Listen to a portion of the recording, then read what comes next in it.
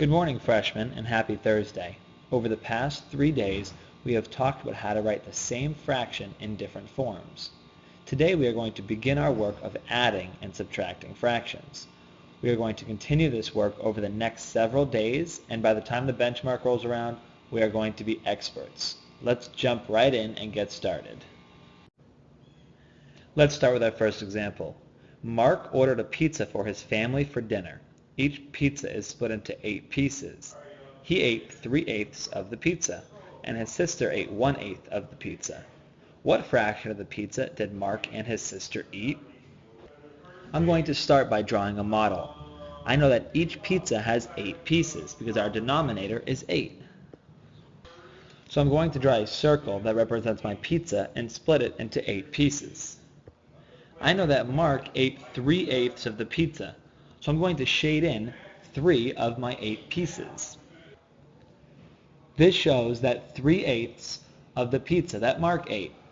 I know that his sister ate 1/8 of the pizza, so I'm going to shade in 1 piece out of my 8 to show that his sister ate it. I can see that when I add 3/8 plus 1/8,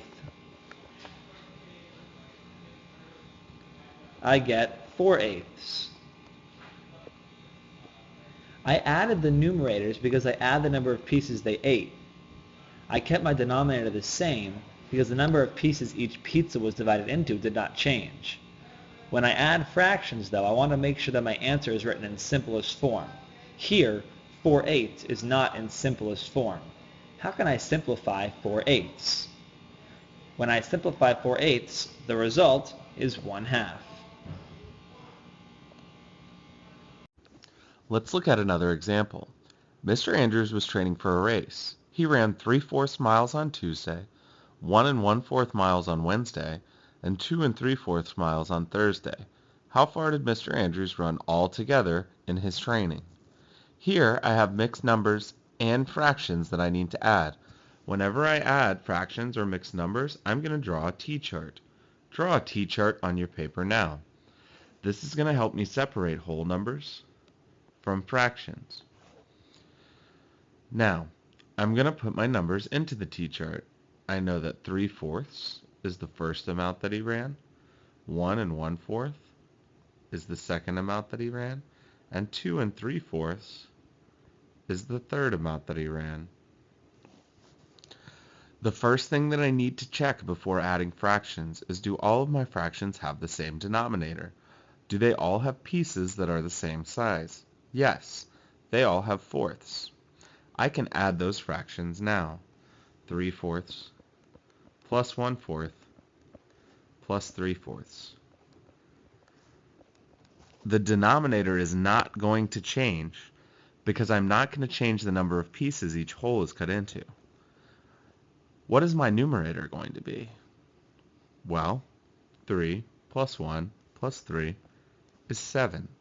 So I get 7/4. But 7/4 is not a proper fraction. It's improper. I need to change it into a mixed number.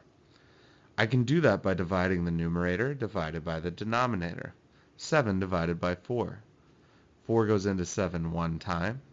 1 times 4 is 4. Subtract and I have 3. So my new mixed number is 1 3/4. 1 is a whole number. I'm going to add it to the whole number side. 3/4 is my new fraction. Now that I'm done adding my fractions and 3/4 is in simplest form, I can add 1 plus 1 plus 2 is 4.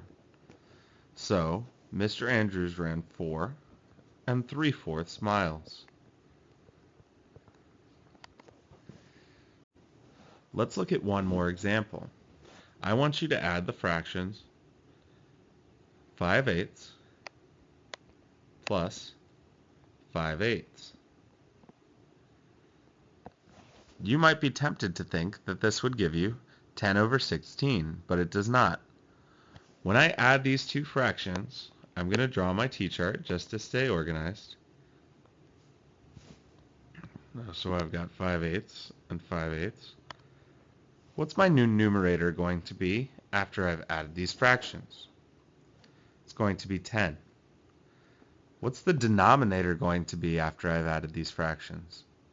It's going to be 8. It stays the same. It does not change. Can I keep my answer as 10 over 8? No.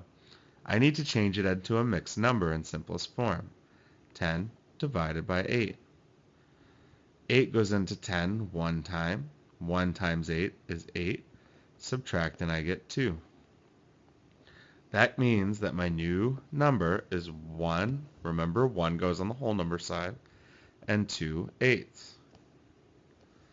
Now, am I finished? No, because I can simplify 2 eighths. What goes into both? 2 goes into both. 2 eighths is the same as 1/4. So 1 and 2 eighths is the same as 1 and 1/4.